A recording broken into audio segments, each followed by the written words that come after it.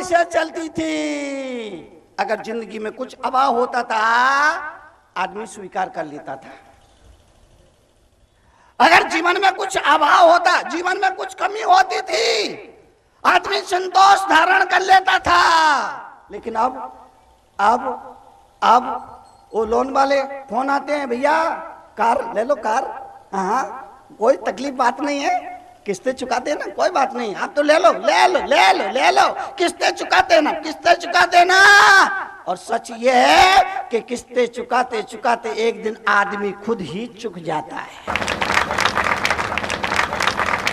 इसलिए मैं आपसे कहूंगा, चार जोड़ कपड़े से अपनी जिंदगी गुजार लेना, सूखी रूखी रोटी खा करके अपनी जिंदगी गुजार लेना, लेकिन ऋण लेकर के झूठी शान शौकत दिखाने की कोशिश कभी मत करना।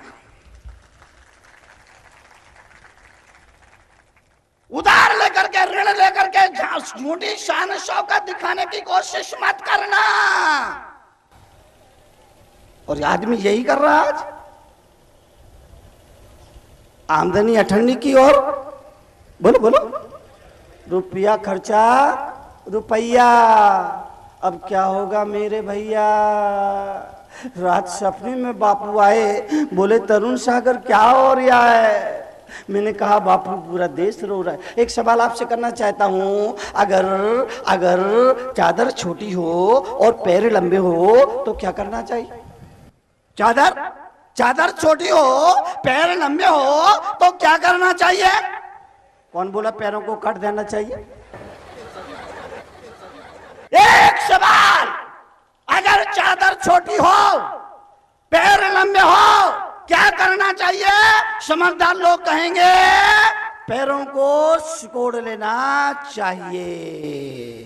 यही बात तो तरुण सागर सत्संग में आने वाले भाइयों से, माताओं बहनों से कहते हैं, पुण्य की चादर बहुत छोटी है। पुण्य की चादर जो चाहो वो नहीं मिलेगा। इतना पुण्य नहीं है हमारा आपका, जितना चाहो उतना नहीं मिलेगा।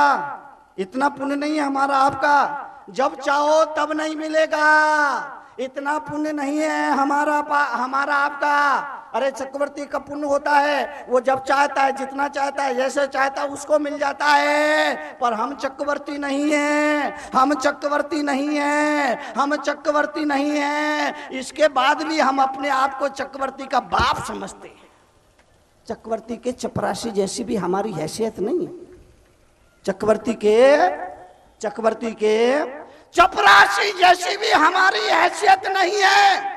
इसके बाद भी हम अपने आप को चक्रवर्ती का बाप समझते हैं। मैं आपसे गुजारिश करूंगा, पुण्य की चादर छोटी है, इसलिए अपनी इच्छाओं को सीमित करो। बस स्वर्ग तुम्हारे जीवन में उतर आएगा, तुम्हें किसी स्वर्ग में जाने की जरूरत नहीं पड़ेगी। पुण्य की चादर बहुत छोटी है, इसलिए इच्छाओं को सीमित करो। इच्छाओं का क्या, दो इच्छाएं पूरी होती है, चार इच्छाएं नहीं पैदा हो जाती। दो कामना पूरी होती है, चार नई कामना पैदा हो जाती है। मुल्ला नसरुद्दीन बम्बई जा रहा था। गांव के लोगों ने कहा, देख तू बम्बई जा रहा है, बम्बई बहुत खतरनाक जगह है, वहां अच्छे अच्छे लोगों को बेवकूफ बना देते हैं। तो मुल्ला ने कहा कि तो मुझे क्या करना चाहिए। बोले करना क्या चाहिए, वहां तू दुकान पे कुछ भी लेने के लिए जाए तो वहां हर चीज के दुगने भाव बताते हैं, बस ध्यान रखने का।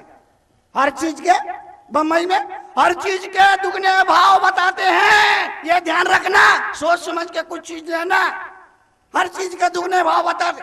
बोले ठीक है, आपकी बात ध्यान रखूंगा। बम्बई गया, खाया पिया, घूमा फिरा। 4 दिन बाद अपने घर की याद आई। घर चलने के लिए बरसात का मौसम था, बोले चलो एक छाता लेके चलते। बम्बई आए, कुछ निशानी तो ले जाना पड़ेगी ना। बम्बई आए, निशानी लेके चलेंगे ना तो याद रहेगा ना। बम्बई के छाता के लिए दुकान पर पहुंचा और बोला, भाई साहब छाता मिलेगा क्या। मिलेगा, कितने में दोगे। 100 रुपए में। उसको याद आया हर चीज के दुगने भाव बताते। उसने कहा 50 में देना है। 50 में दोगे क्या। दुकानदार बोला 50 में। पर दुकानदार बोला ठीक है भाई 50 रुपए में देखो छाता आता नहीं है, ऐसा करो 40 रुपए 80 रुपए में ले लो। 80 रुपए तुम पहले ग्राहक हो, बोनी खराब ना हो, इसीलिए तुमको ये 80 रुपए में देते हैं। मुल्ला बोला 40 में देना हो तो बात करो। हर चीज के दुगने भाव, हर चीज के दुगने भाव।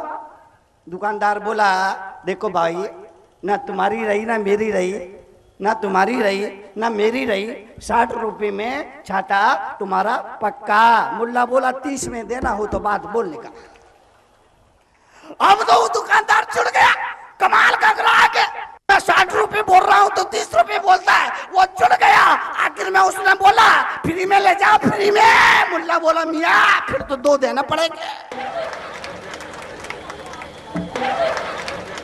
इच्छाएं ऐसी होती है, बढ़ती जाती है, बढ़ती जाती है, बढ़ती जाती है। 100 में मिल रहा था तो 50 में मांग रहा था, 80 में मिल रहा था तो 40 में मांग रहा था, 30 में मिल रहा था, 60 में मिल रहा था तो 30 में मांगने लगा।